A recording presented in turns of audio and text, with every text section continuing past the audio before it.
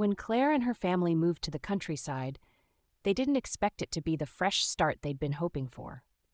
The city had grown too much. The constant noise and pollution had worn them all down. So when they found an old house at the edge of a small town, far from the chaos of the world, they were eager to make a new life. The house was large, built of stone, and sat atop a hill that overlooked the valley below. It was isolated, no neighbors for miles, and although it seemed like the perfect place to escape, Claire couldn't shake the feeling that something was off about the house from the moment they arrived. The windows were covered in grime, and the front yard had grown wild with overgrown grass and creeping vines. Despite its age, the structure itself was solid, as if it had been built to withstand centuries. The realtor had assured them that the house was in good condition and that it had been vacant for a few years, but Claire couldn't help but feel the weight of history pressing down on her. After the long drive, they were all eager to settle in.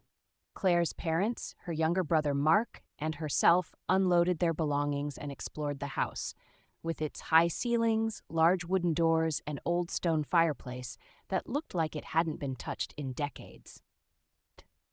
The house had a certain charm, but it was cold, unnaturally cold. Even in the heat of summer, a chill seemed to linger in the air, and Claire couldn't understand why. The first night they spent in the house was quiet, but Claire couldn't sleep. The wind outside howled through the trees, rattling the windows, and the house creaked with strange noises. Whispers, faint but unmistakable, echoing in the walls. She had assumed it was just the house settling, but the sound seemed too deliberate, almost as if someone was walking around inside when no one was there. She tossed and turned in bed, feeling a presence in the room, but when she looked, nothing was there. The next morning, she tried to ignore it, attributing her unease to the stress of the move. But as the days went on, the odd occurrences began to escalate. One night, as she was walking down the hallway, she heard what sounded like faint footsteps behind her, slow and deliberate. But when she turned around, no one was there. The sound of heavy breathing seemed to follow her too, as if someone were right behind her. But she was alone. Mark had his own room, and her parents were in their bedroom at the other end of the house. The house felt empty, yet it felt suffocating, like it was watching her, waiting. She couldn't shake the feeling that there was something more to the house than its eerie silence and creaks. There were no hidden doors, no secret passageways, at least none that Claire could find. But one evening, as she explored the basement, she found something that would change everything. Behind a set of wooden shelves stacked with old boxes, Claire discovered a narrow, cobblestone staircase that led deeper into the earth beneath the house. The air grew damp and cold, and the darkness seemed to swallow her whole as she made her way down. The further she descended, the more oppressive the atmosphere became. Her breath quickened, and her heart began to race as she reached the bottom. The basement was silent now, too silent. At the far end of the basement, there was an iron door. The kind of door that belonged in a dungeon, with heavy bars across it and an ancient lock that looked like it hadn't been touched in centuries. Claire stood before it, wondering why it had been hidden. Why was this door even here, beneath a house that seemed perfectly ordinary? The door was cold to the touch, and when she tried to turn the lock, it gave way surprisingly easily. The door creaked open, revealing a narrow passageway beyond. Claire's curiosity got the better of her, and despite the creeping feeling of dread that settled over her, she stepped inside. The air was thick and musty, and the walls were lined with old stone, each brick covered in a layer of grime and moss. The passage led deeper into the earth, twisting and winding until Claire felt like she was lost in a labyrinth. She didn't know how long she walked, but she finally arrived at a large, open room.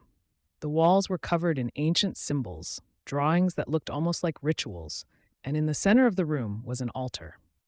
It was made of black stone, worn and chipped with age. There were strange markings on the surface, and on the floor around it, a pool of dark liquid stained the stone. As Claire stepped closer, she felt a chill rush through her body. A sense of dread filled her heart, and she couldn't explain why, but she felt as if something terrible had happened here, something that still lingered in the air, waiting for her. Then, the whispers started again, louder this time, echoing from the walls, the floor, the very stones themselves. They were no longer just whispers, they were words, urgent and frantic. She is here. She is here. Claire spun around, but no one was there. The room felt alive, alive in a way she couldn't understand, as if the house itself had a soul, a dark, ancient soul. The whispers turned to a chant, rhythmic and hypnotic, each word sinking deeper into her mind. Join us! Join us! Join us! She backed away from the altar, her heart pounding, and stumbled out of the room. The door behind her slammed shut with a force that made the walls shake. The house seemed to groan, and the air grew thick with an awe. Claire's breath caught in her throat as she turned to run, but before she could, the walls seemed to close in around her. In a panic, she scrambled back up the stairs, the echoes of the chant following her. She was trapped. The house was alive now, its ancient power awake and hungry. By the time she reached the top, she could hear her parents and Mark calling her name, but their voices sounded distant, muffled, as if they were speaking through a thick fog. She rushed to the living room, but when she entered, the sight that greeted her made her blood run cold. Her parents were sitting by the fire, their faces pale, their eyes wide and unblinking, as if they had been turned to stone. Mark, too, was there, sitting motionless on the couch, staring at nothing. The air was thick with an unnatural stillness. The room had become a tomb. Claire opened her mouth to scream, but no sound came forth. She tried to move toward them, but her legs... Then she heard it again, the chant growing louder, more urgent. Join us. Suddenly, her parents' eyes snapped to life, their faces twisted into grotesque smiles, their mouths stretching unnaturally wide. Mark stood up, his body moving jerkily, unnaturally, as if he were a puppet being controlled by some unseen force. And then Claire understood. The house had taken them. It had claimed her family, just as it had claimed countless others before. The altar, the symbols, the whispers, they were all part of an ancient ritual, a ritual to feed the house, to feed whatever entity lay beneath it. The walls closed in around her, and she realized that she too was now part of the house, a prisoner, a part of its endless hunger. Her body began to twist, her muscles locking in place, her mind fogging over as the whispers grew louder, more insistent. Claire opened her mouth to scream, but no sound came. As the darkness closed in, the last thing she heard was the voice. No longer a whisper, but a deep, guttural growl. You're ours now, forever. Years passed, and the house atop the hill stood silent once more. The small town below had long since forgotten about the family who had disappeared without a trace. No one ventured near the house anymore. The forest around it had grown thick and wild, the path long overgrown. But sometimes when the wind howled just right, if you listened closely enough, you could hear the faint chanting from the hill. Join us! Join us! And if you ventured too close, the house might beckon you, just as it had beckoned Claire and her family. Because once you hear the whispers, it's already too late.